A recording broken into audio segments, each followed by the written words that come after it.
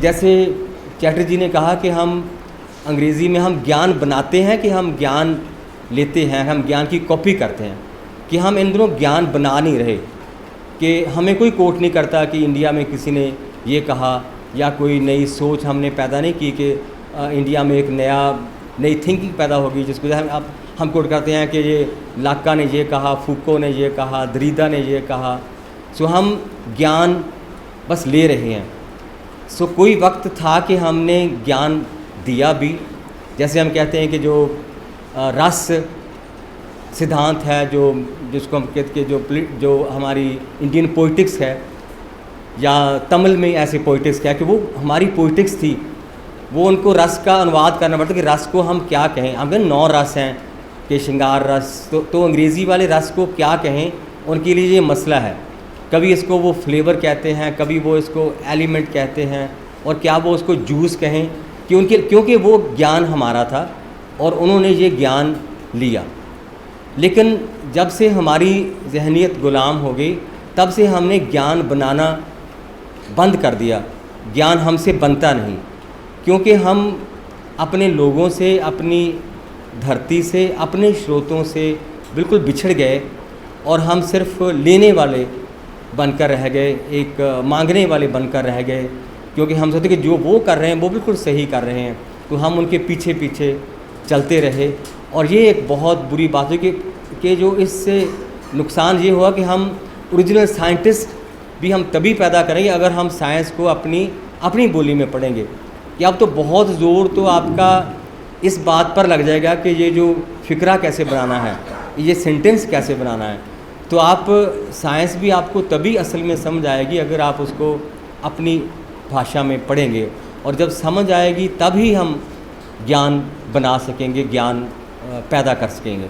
पंजाब की धरती पर बने स्कूल पंजाब से एफिलिएटेड नहीं हैं, कि उनकी एफिलिएशन सेंटर से है, और उनको ये आज्ञा है कि आप बिल्कुल मातृभाषा ना पढ़ाएं। और होता क्या है कि जैसे मैंने लिखा था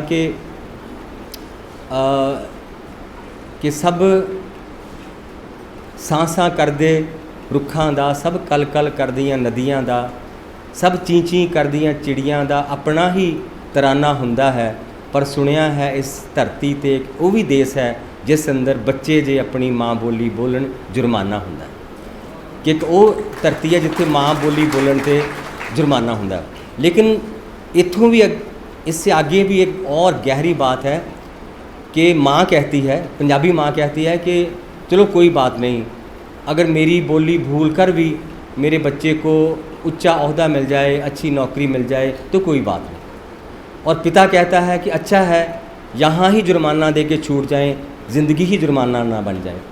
कि हमारे ये कूड़ इबारत, ये एक झूठी इबारत है, ये एक फॉल्स कॉन्शियसनेस है जो हमारे लोगों के मनों में लिख दी गई है, और लिखने वाले वही हैं जो हमारे एलीट हैं, जो हमारे रूलर्स हैं, जो हम पर राज करते हैं, जो वो हाकिम हैं, या जो कुछ परिस्थितियां हैं जो पैदा हुई हैं। कुछ बातें तो सरकारों ने करने की, लेकिन जैसे मील पत्थरों पर गुरमुखी लिखनी सरकार ने लिखनी, लेकिन घरों की तख्तियों पर तो सरकार ने नहीं लिखना। वहाँ भी आप अंग्रेज़ी में लिखे, बहुत सी शहर में चले जाएं आपको बहुत सी तख्तियाँ अंग्रेज़ी में मिलेंगी, और शादी के कार्ड जो मिलेंगे वो भी अंग्रेज़ी में मिलेंगे। और मुझे एक दिन बहुत खुशी हुई, मैंने देखा कि कुछ बड़े बड़े घरों के सामने गुरमुखी में लिखा हुआ था, और कुछ नाम उनमें गैर सिखवी थे। तो मुझे और भी खुशी हुई कि क्या बात है कि हमारे कायाकल्प हो रहा है कि गुरमुखी आ रही है।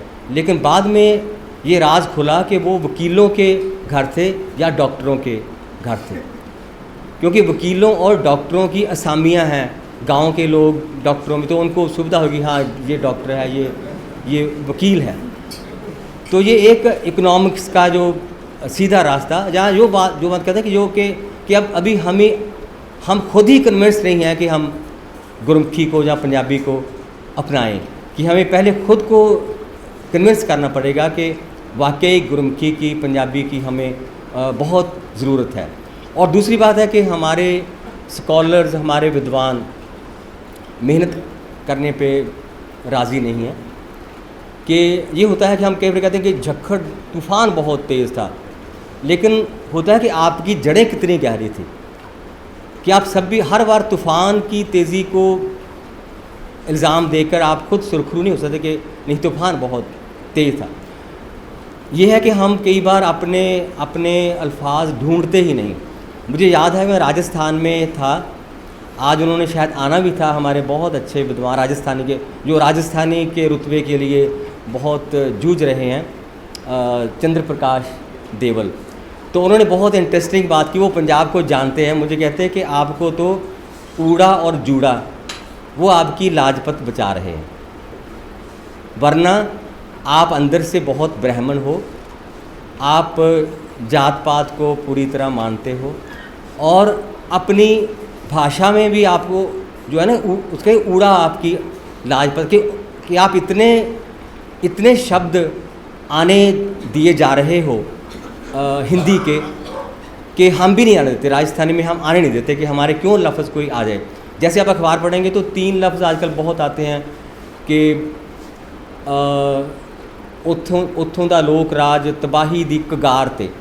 कगार मैंने कभी अपनी पंजाबी एजुकेशन में कगार का मतलब भी उहदे कंढे ते कि उहदे किनारे थे, पर साडे क्योंकि वो हिंदी से खबर उठाएंगे और उनको कगार को कंढा करने की भी उनमें हिम्मत नहीं है, उनमें पौरिश नहीं है कि वो उसको वो बना दें। और दूसरा होता है कि वहाँ बहुत उत्थे बहुत भगदड़ मच गई।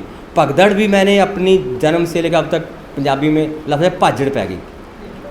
सो भाजड़ भी असी भुल गए, कंढा भी भुल गए। और होर दूसरा कि हुण जनता ने मंत्री दी कोठी ते जाके गुहार लगाई। गुहार भी जबकि पुकार असी लफ्ज़ सदियां तो इस्तेमाल कर रहे हैं। सो ये साडी एक अपनी भी सुस्ती है कि असी अपनी भाषा नूं शक्तिशाली बनाउण लई, उहनूं नवीं नकोर बनाउण नूं असी किन्ना क अपना लहू पाउने आ, किन्नी क असी जान मारदे आ कि हमेशा असी इल्ज़ाम दे के सुरखरू हो जाने आ। सानूं अपने व्यवहार ते, अपनी मेहनत ते, अपनी कोशिश ते भी दमखम रखना चाहिए। भाषावां तो बहुत आउणगियां कि वो तुसी सानूं बहुत कुछ पढ़ना पऊगा। असी हिंदी च बहुत कुछ पढ़ते हैं, असी बहुत कुछ इंग्लिश च पढ़ते हैं। तो सो उत्थे हुंदा कि असी अपनी भाषा नूं किद्दां बचा के रखना। नजम हुसैन सैयद आ पाकिस्तानी लेखक, वो भी आलोचना करदा, साडे आलोचक भी आलोचना करदे। तुसी उसदी भाषा पढ़ो कि उन्हें किते भी किसे तुहानूं लगूगा नहीं भी इत्थे उन्हें कोई होर लफ्ज़ अपनी भाषा च आ लैण दित्ता। उत्थे भी उर्दू का बहुत ज़ोर है, उर्दू का बहुत ज़ोर है, पर्शियन का बहुत ज़ोर है, लेकिन उसने उसको एक ऐसे उसको रखने की कोशिश की कि ये लगे कि ये पंजाबी है, ये मेरी भाषा है। तो वहाँ हमारे जो दोष हैं, हमारे विद्वानों के, हमारे स्कॉलर्स के, वो भी हमें यानी उनको ध्यान में रखना पड़ेगा। तो कोई भाषा कब मरती है? जब उसके बोलने वालों के मन में ये आ जाए कि इसको बोलने का कोई फ़ायदा नहीं, इसको बोलने का कोई फ़ायदा नहीं। सो पहले हमारे दिलों में ये बात आने चाहिए। मुझे याद है कि मैं पढ़ रहा था खुशवंत सिंह की सिख हिस्ट्री, तो उसमें वो कहता है कि महाराजा रणजीत सिंह को किसी ने हिंदुस्तान का नक्शा दिखाया, तो जिसका बहुत हिस्सा लाल हो चुका था।